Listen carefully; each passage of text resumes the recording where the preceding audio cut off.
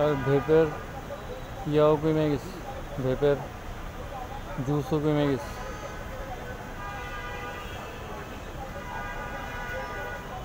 ভাই যে ঘুরে আমার দিকে টাকা আছে, আমার ভয় লেগে গেছে। ভেপের জুসও কমে গেছে, জুস কিনা লাগবো। জুসের দামও 1600 টাকা, 1500 টাকা। গাড়ি যে মাত্র গাড়ির পিছনে খরচ করলাম, কমের মধ্যে দিয়ে বেঁচে গেছি 1400 টাকা। আলহামদুলিল্লাহ বিপ্লব ভাইয়ের লগে আরেক ভাই আছে, এই ভাইয়ের লগে বৈশা একসাথে গাড়ি সার্ভিস করলাম, নাস্তাও করলাম। তো নাস্তা করার পরে আসলে হয়ে ওঠে না, বন্ধু বান্ধবের সাথেও নাস্তা করা হয়ে ওঠে না, একসাথে বাইরে কখনো খাওয়াও হয় না। আলহামদুলিল্লাহ এই কিছু মানুষগুলোর তো পাইছি, এদেরকে পাইছি, এরা তো হেল্প করতেছে। কিন্তু কথা হইলো জ্যামটা ছাড়তেছে না, তারিখ না এটা 40 বেজে গেছে।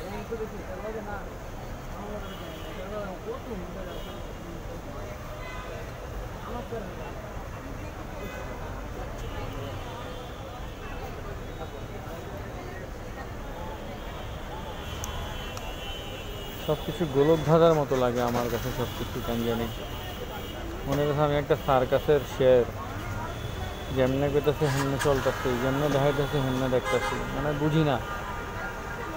সার্কাসের শের আমি আছি মিরপুর 10 নম্বরে। এই কত বড় বড় বিল্ডিং, উঁচা উঁচা বিল্ডিং, হ্যাঁ কত উঁচা বিল্ডিং। আমার পাশে হচ্ছে মার্কেট, শাহালি মার্কেট 10 নম্বর। আল্লাহি এসব নামাজটা পড়ি নেই আমি ট্রু জিনিসটা করি এখন। তো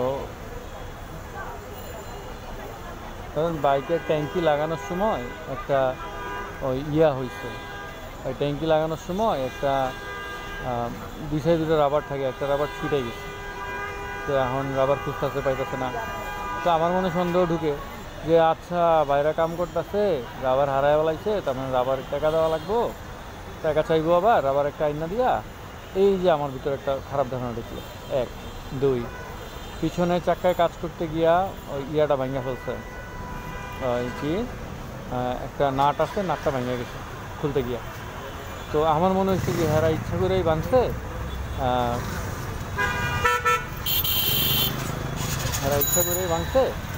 যাতে নাট আবার কেনা লাগে, এরকম সন্দেহের ভিতরে থাকি আর কি। কিন্তু আসলে কিন্তু জিনিসটা তা না। এটা আসলে একটা কি বলে, এটা আসলে একটা সিচুয়েশন। পরে আমি নাটটা ঘুরে দেখলাম যে নাটটা সেই লেভেলে জং ধরছে, জং ধরার পরে নাটটা ভেঙে গেছে। আর ওই রাবারটা ভাই যেটা, রাবারটা ছিল না, যার কাছে কাজ করাইছি, কারণ ভাই এটা কইলো, মানে আমি যেটা বুঝলাম যে বাইরে টাঙ্কি মুঙ্কি কিছু খুললেন না ভাই, খোলা ঠিক হবে না। কিন্তু এটাও আমার বিশ্বাস হয় না, কারণ বাইকের কাছে যে দিচ্ছে হ্যাঁ হয়তো খুলে ফেলছে, বা যে হচ্ছে করছে সে হয়তো ঝামেলা করছে। যেমন এয়ার ফিল্টার আমি যে বাইকটিকে সবসময় নেই অরিজিনাল মাল, এই বাইকের কাছে যে এয়ার ফিল্টার তো ধরলেই বোঝা যায় এটা তো নকল হয়েছে। এখন আমার মাথায় প্রথম চিন্তা হচ্ছে না, ওই ভাই তো আমার নকল মাল দিতে পারে না, অরিজিনাল ছাড়া আমার বিশ্বাস হয় না। কারণ আমি তারা বিশ্বাস করি, নকল মাল দিতেই পারে না। আর আমার একটা জিনিস মনে হয়, আমার কেউ ঠকাইতে পারে না, ঠকাইলে হ্যারে আবার ধরবো সরকার বা যে তো এটা আমার মনে হয়, আমার একটা ধারণা। তো হচ্ছে কি এখন যেটা কথা হয়েছে আবার আসছে, কী এক মহা বিপদে পড়লাম রে ভাই। তো আমার একটা কথা হচ্ছে যে আচ্ছা ঠিক আছে। তো পরে আমার মনে হয়েছে যে ভাই আমার এটা দিতে, সে হয়তো জানে না অরিজিনাল কোনো ডুপ্লিকেট কোনটা, নাহলে সে আমার কখনো ডুপ্লিকেট মাল দিবে না, এইটা আমার ধারণা। তো এই হচ্ছে ঘটনা। তো যাই হোক, এইসব খারাপ ধারণা আসে, যেমন এইসব ধারণার জন্য আসলে আমি আমি আসলে নিজেই খুব কনফিউশনে থাকি। যেমন এগুলো আসবেই, এগুলো শয়তান ধোঁকা দিবেই। তো শয়তান ধোঁকা দিলে আমাদের আসলে কিছু করার নেই। তো এটা শয়তানের ধোঁকা থাকবেই। যাই হোক, সামনে যে মহিলা আছে ওনারা ভিডিও করা যাবে না, এরকম করে দিলাম। কারণ আমি তো চাই না ভিডিওটা এরকম আসুক। তো এটারে আমি নিচে করে দিলাম। নিচে করে দিলে ওনার ভিডিও করবো না, এটা হচ্ছে আমার ট্যাঙ্কির মধ্যে থাকবে আর কি। হ্যাঁ, ঠিক আছে, লাইটটাও বন্ধ করে দিচ্ছি যাতে কোনো ফোকাস না হয়। এইটুকু করতে পারি, একটু বেশি কী করবো। আমি আসলে এই করতেছি হচ্ছে আমার সেফটির জন্য, জাস্ট সেফটি।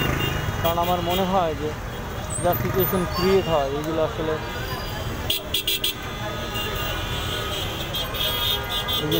সব আমার আমার চিন্তা। তো আমি এই জন্য জিনিসটারে ক্যাপচার করে দেখাইতে চাই যে আসলে এই যে হইতেছে এগুলা, এটা কি আসলে আনফর্চুনেট হইতেছে নাকি আসলে ফর্চুনেটলি হইতেছে, নাকি someone is creating the situation.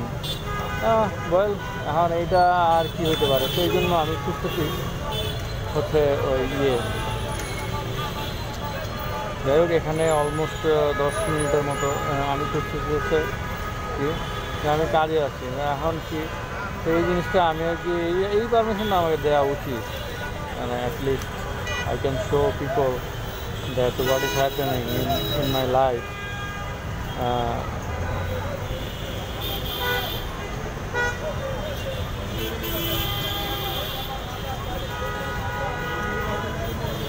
আর যদি আল্লাহর রহমতে যদি এটা থেকে আমি কিছু টাকা ইনকাম করতে পারতাম তাহলে ভালোই হতো, খারাপ হতো না। কিছু টাকা তো ইনকাম করাই যায়। তো সমস্যা হচ্ছে এই যাদের আমি যদি পারতাম এটারে করে, আগে তো হইতো, এখন সবটা হয় না। কে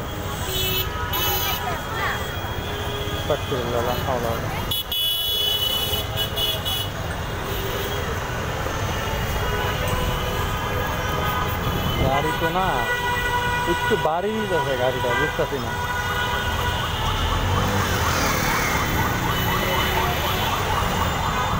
একটু মনে হয় তুমি বাড়ি দিতেছে, ধাক্কা দিতেছে। জানি না আসলে সেদিন যে ঘটনাটা ঘটছে, ওই ঘটনাটা ঘটার পর থেকে আমি আসলে কাইন্ড অফ হতাশ। কারণ ওই যে ঘটনাটা ঘটছে,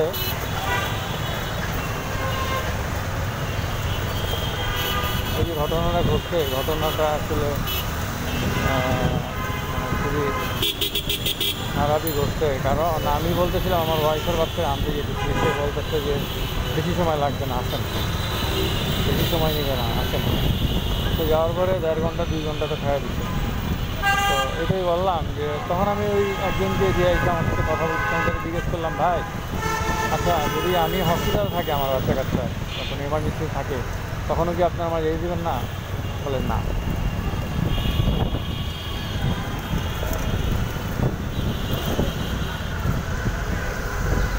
যতক্ষণ না আমাদের প্রসিডিওর শেষ হবে আপনি যেতে পারবেন না।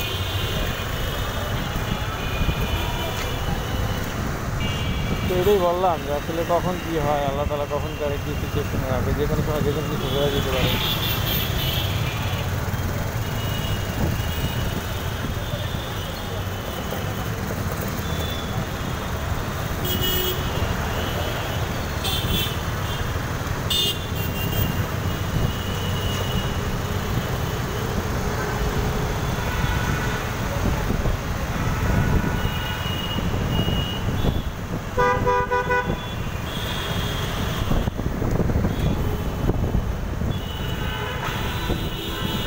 এখান থেকে যদি আমি কিছু মুরগি নিয়ে নিতে পারতাম তাহলে ভালো হতো।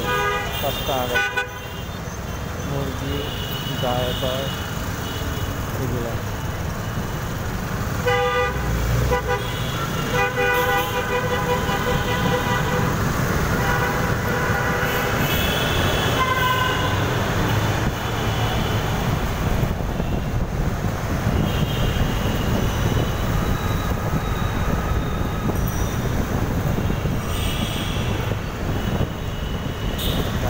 ঘুরাইতেছে, মানে খুবই স্মুথ চলতেছে।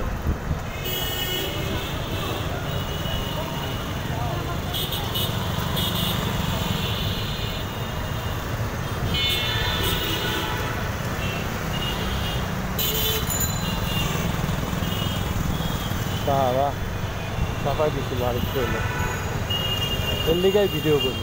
যদি হ্যাঁ চাপাই দিল হুট করে হর্নটন না দিয়া, তো আসলে তাইলে আসলে কী হইল? আর এই যে নয়েসের জন্য ঝামেলা, নয়েস ক্যান্সেলেশন পাওয়া যায় না, যেটা আমি কথা বললে নয়েস, বাইরের নয়েস ক্যান্সেল হয়ে যায়, শুধুমাত্র আমার কথাগুলো থাকে। গাড়ি ঘোড়া আবি যাবি, এত দাম কেন এগুলো? সস্তায় দিতে পারে না 200-250 টাকা, যাতে একটু ব্লগিং করতে পারি, ইউটিউবিং করতে পারি, কিছু টাকা পয়সা আছে। এমন একটা সোর্স, ইনকাম সোর্স বাইরে হয়ে যেত ইউটিউব থেকে, আমার প্রচুর টাকা পয়সা আসতেছে, তাইলেই কিন্তু হয়ে যেত। বা ফেসবুক।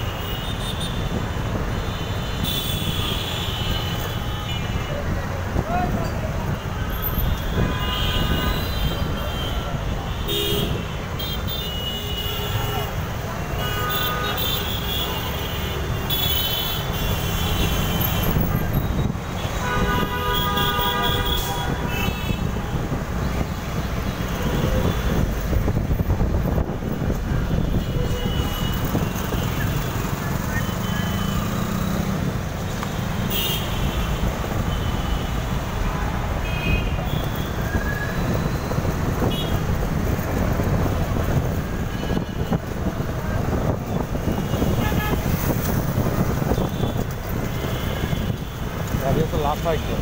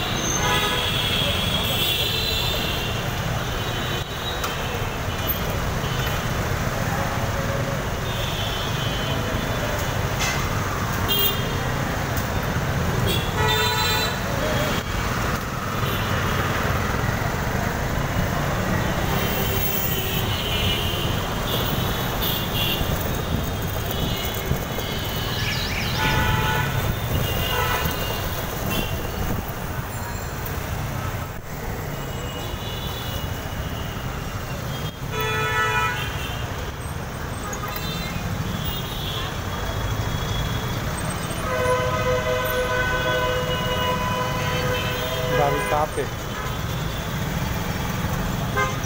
গাড়ি কাঁপতেছে। চলে আসছি ওয়াইফের চেম্বারে। এখন এইগুলো যদি এডিট করা যেত ভিডিওগুলো, তাহলে দারুণ হতো। ভিডিওগুলো এডিট করতে পারলে সব চেহারা চেহারা ব্লার করে দিয়া দেন আপলোড করলে ভয়টা কমতো আর কি। এখন এই ভয়টা থেকেই যায়, আসলে